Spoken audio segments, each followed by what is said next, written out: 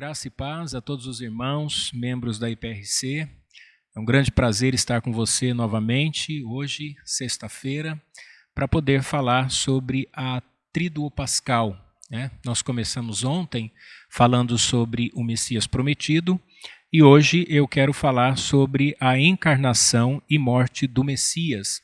A leitura do texto que nós temos feito é 1 Pedro, capítulo 1, versículo 13 ao versículo 21, que diz assim: Portanto, cingindo os lombos do vosso entendimento, sede sóbrios e esperai inteiramente na graça que se vos ofereceu na revelação de Jesus Cristo. Como filhos obedientes, não vos conformando com as concupiscências que antes havia em vossa ignorância. Mas como é santo aquele que vos chamou, sede vós também santos em toda a vossa maneira de viver. Porquanto escrito está: sede santos, porque eu sou santo. E se invocais por Pai aquele que sem acepção de pessoas julga segundo a obra de cada um, andai em temor durante o tempo da vossa peregrinação, sabendo que não foi com coisas corruptíveis como prata ou ouro que fostes resgatados da vossa vã maneira de viver, que por tradição recebestes dos vossos pais, mas com o precioso sangue de Cristo, como de um cordeiro imaculado e incontaminado, o qual, na verdade, em outro tempo foi conhecido ainda antes da fundação do mundo, mas manifestado nesses últimos tempos por amor de vós. E por ele credes em Deus, que o ressuscitou dos mortos e lhe deu glória, para que a vossa fé e esperança estivessem em Deus. A ênfase que eu quero dar é no versículo 19, mas com o precioso sangue de Cristo, como de um cordeiro imaculado e incontaminado. Então nós estamos nessa semana pascal, na nossa programação, agora no segundo dia do Tríduo Pascal, falando sobre a encarnação e a morte do Messias. Por que é importante nós darmos ênfase na encarnação e na morte do Messias?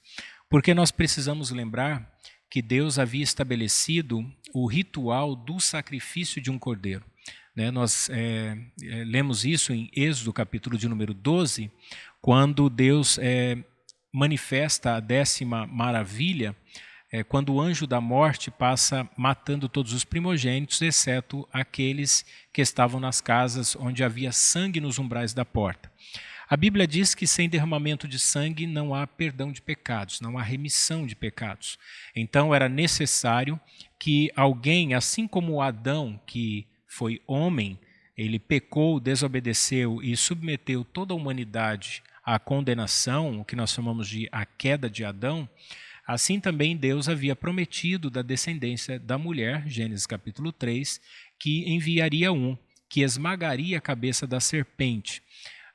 Cristo é o Deus homem, o próprio Deus nascendo como homem, e ele encarnado sabe exatamente de todas as nossas lutas, sofrimentos e dificuldades. A diferença é que Cristo não cometeu pecado algum. Antes, ele foi feito pecado por nós. Cristo é o Cordeiro de Deus. É ele quem se oferece para esse resgate e quem se entrega para morrer em nosso lugar.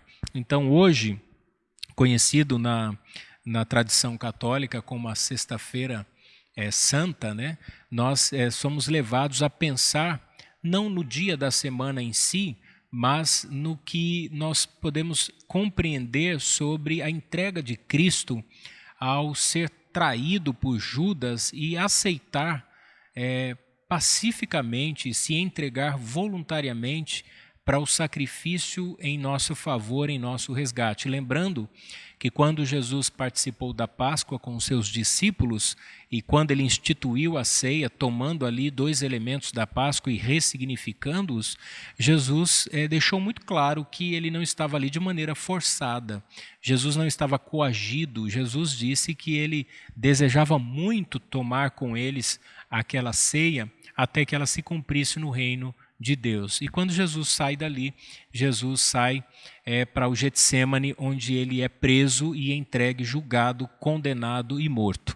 Então, é muito importante nós pensarmos sobre a encarnação e a morte do Messias. Esse Messias que foi prometido nasceu como homem, cumprindo assim a justiça de Deus, ele morreu, ele padeceu em nosso lugar. Jesus definitivamente morreu na cruz, ele derramou seu sangue em nosso favor. Então, que as nossas orações hoje sejam de gratidão a Deus pela encarnação e morte do Messias. Deus abençoe sua vida.